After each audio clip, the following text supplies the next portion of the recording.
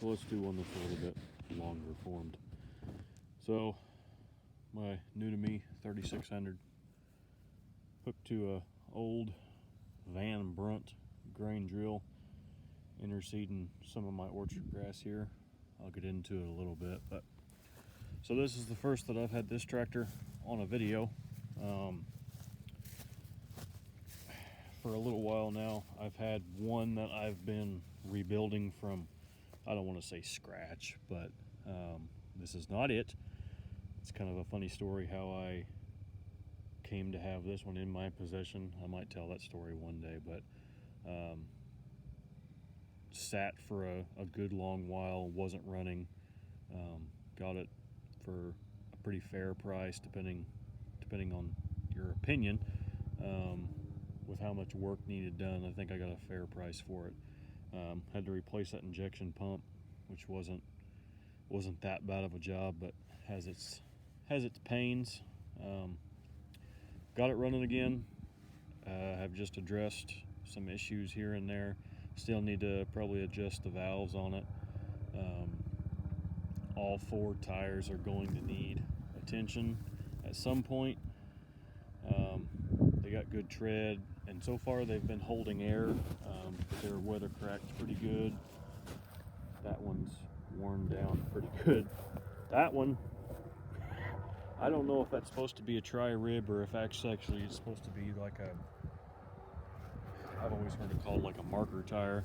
I don't know what that one's supposed to be, but if you put too much pressure in the rears, you actually get fluid coming out of like some pinholes through those cracks. So it's going to need tires at some point, but still it seems to be in pretty good shape for what it is. It's a 77, whereas my other one is a 78. I honestly don't really know how many hours are on it. The guy that I bought it off of wasn't really sure how many hours were on it. The tach said 760 something, but who knows how long the tach wasn't working. I actually put a new tach in it and a new cable, and stuff still wasn't working. So I actually last night went into that tach drive and fixed it. All it is just a little spring cable that goes from right here, what this cable hooks into. A little spring cable goes down and ties into a little square gear that the camshaft drives. A little tedious, but it wasn't bad. Yeah, I'll have this tractor around for a little while, so there'll probably be some more videos on it. Grain drill. So I haven't looked into actually what year this particular drill is. John Deere, Vanbrunt. I did a little bit of research, and they came out in the spring of 1960. So I'm just going to say that it's probably at least 60 years old. It's between 60 and 65 years old, but it still works pretty good. So most of them that I've seen have not ran off of a hydraulic cylinder. There's actually like a pull cord that's just a rope that runs up to the tractor, and that just engages and disengages the drives. But I've got this one hooked up to a cylinder. So all it does, it's kind of fascinating how it works if you don't know. So whenever the cylinder comes up, it brings all of the disc openers up, and it disengages all those cogs back there. When you drop it down, when you drop the cylinder down, it drops the openers down, engages all those teeth, and then it actually, so you can see these, what looks like gear teeth in here, those are actually what feeds the seed from up here in this box. So as those spin, it actually just, the seed falls down into those teeth, brings it forward, and then just spills it down into that funnel. That funnel goes down into those tubes, and then that tube goes down into right behind the opener, just drops it right down. Kind of mesmerizing to watch.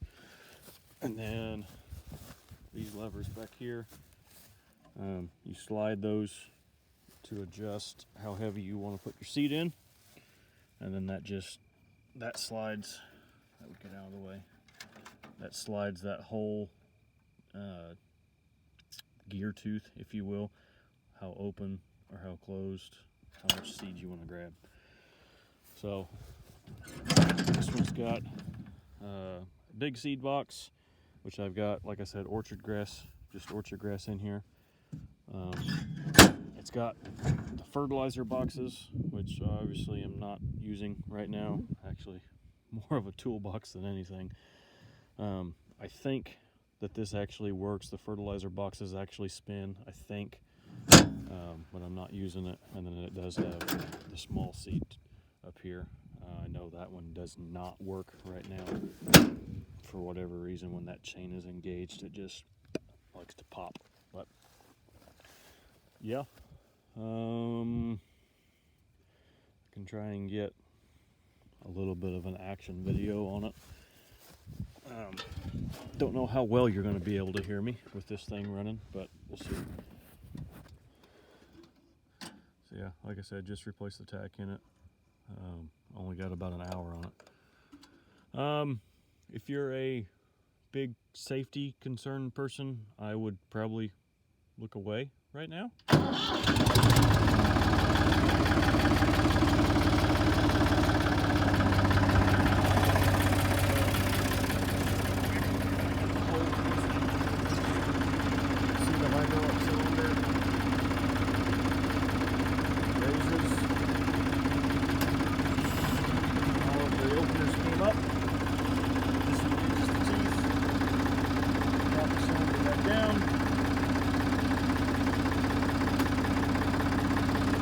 Engaged.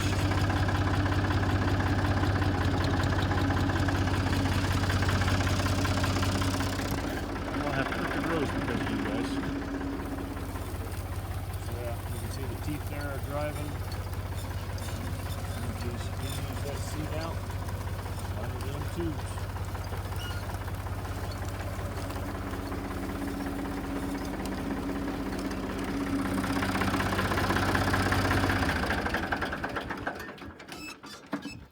Really as simple as that. So this drill is actually, it's what you would call a conventional drill. It is not a no-till drill, even though I'm using it kind of in a no-till fashion. So this drill is designed to be used behind tilled ground. Like you put a plow and then disc it up real nice, and you have nice powdery ground. You'll sink those down in. Those openers will have no problem cutting through the nice soft ground, and then what's supposed to happen is those chains are just supposed to drag everything nice and even and cover your seed. That's obviously not what I'm doing right now. I'm using it as a no-till drill, which I have done before and had good success. But the reason that I've had good success is because here we are in the fall of 2024.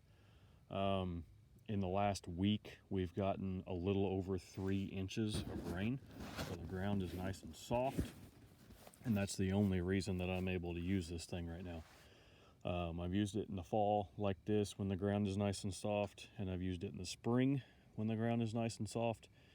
That's the only time that you're really able to use this. The only thing that I'm really having to be careful about is my speed, because the ground is nice and soft. Those chains aren't really doing anything, really, but I'm leaving them down anyway.